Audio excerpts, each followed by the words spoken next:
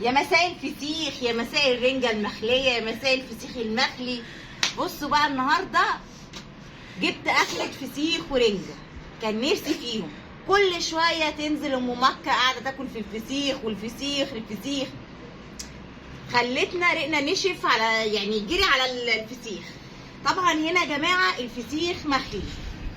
بصوا بقى هنا كده الجمال، يا خراشة على الجمال يا ولاد. كده استنى يا زين، استنى يا زين بس ما جرب. بصوا يا جماعه، بصوا الجمال، شفتوا الطعمه ده ايه ده؟ فسيخ ملوش حل يا ولاد. ثواني، ريحته حلوه. زين بقول لكم ريحته حلوه، الناس كلها بتقول الفسيخ ريحته وحشه. ابني الصغير عشان ملوش ريحه جايبينه من عند الرفاعي يا جماعه.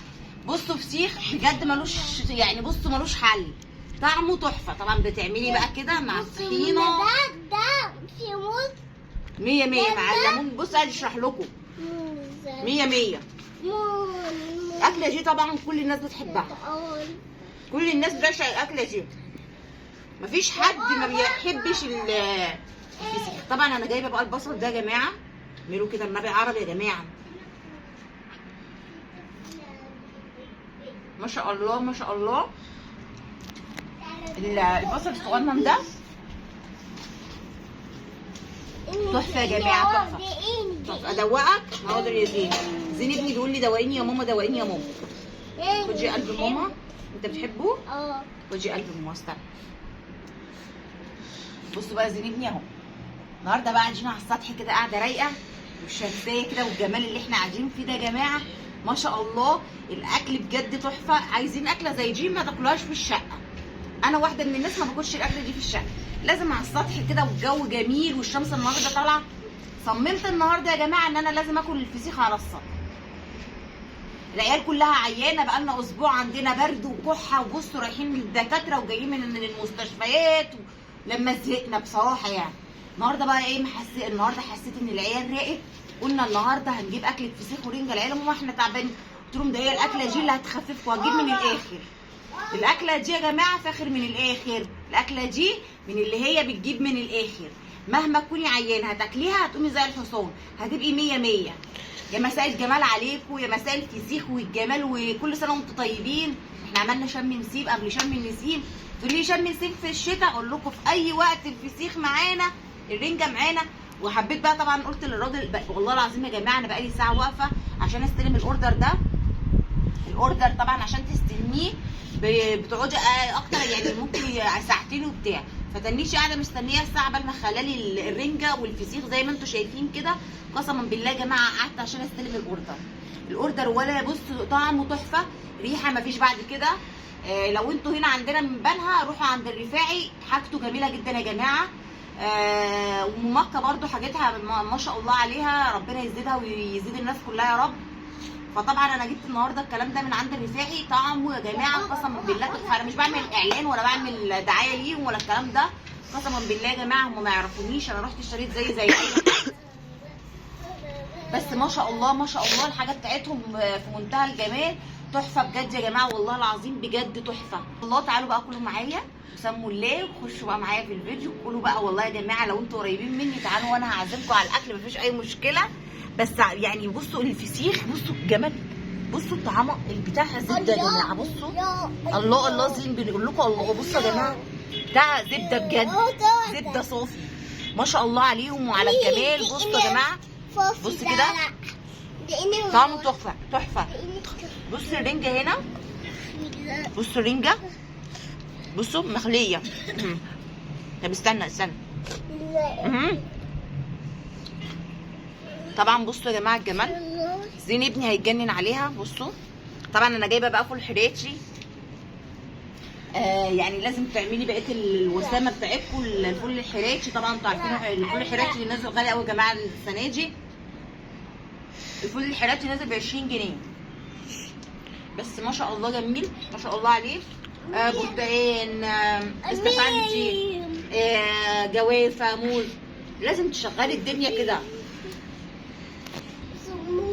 تحفه بجد والله. بصوا زين ابني نازل على الموز ما شاء الله عليه. تعيان كفايه موز. بقول لكم بصوا الموز ما شاء الله ما شاء الله. الاكل يا جماعه بجد تحفه ما شاء الله. ادعوا يا جماعه، ادعوا للناس بجد. الناس احنا رحنا المستشفيات قسما بالله، انا بقالي اسبوع انا وولادي تعبانين قسما بجلال بالله. احنا ما كنا بنعرف الظهر من العصر جدا من المغرب، كانت حياتنا كلها نوم في نوم من التعب والبرد اللي كان عندنا.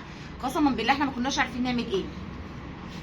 انا جت عليا وقت يئست وكنت بعيط ومش عارفه اعمل ايه. كنت بكلم اختي قاعده في السويس، اقول لها انا تعبانه جدا انا وولادي تعالي لي. فطبعا عيالها بيمتحنوا وعيالي بيمتحنوا، كان ابني عنده سخونيه جامده وبرد. كنت ابني ابص من الحميات للدكاتره بره، ما كانش فيه اي حاجه راضيه تجيب نتيجه. علاجات انا جبت علاجات كتير جدا، فربنا يكفينا شر المرض يا رب احنا واللي زينا. بجد يا جماعه المرض وحش جدا. ربنا يكفينا شر المرض يا رب احنا واللي زينا، ويخلي كل واحد وكل واحده لابنها. انا حصل معايا موقف عايزه احكيه لكم بقى. انا دعيت على ابني، كان ابني زهقني، فبلاش قعد والله العظيم اسبوع سخن ومفيش علاج جايب نتيجه معاه. الموضوع ده يا جماعه خلاني قررت بعد ما طلعت من موضوع التعب دوت ان انا عمري ما هدعي على عيالي تاني. انا ولادي صعبين جدا زي اي حد، زي اي ام بتربي ولاد. بس انا من يعني من اليوم دوت قررت بيني وبين نفسي وبقول للامهات كلها، مهما ابنك يزعلك او مهما ابنك يعمل فيكي اوعي تدعي عليه، بلاش. انا بقيت اعيط يا جماعه من شده السخونيه بتاعت ابني ومش العلاج مش راضي يجيب نتيجه.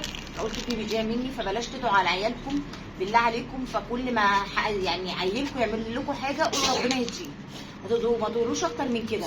ادعوا لهم بالهدى، ادعوا لهم ان ربنا يهديهم. طبعا زي ما انتم شايفين متبهدل عشان احنا على السطح.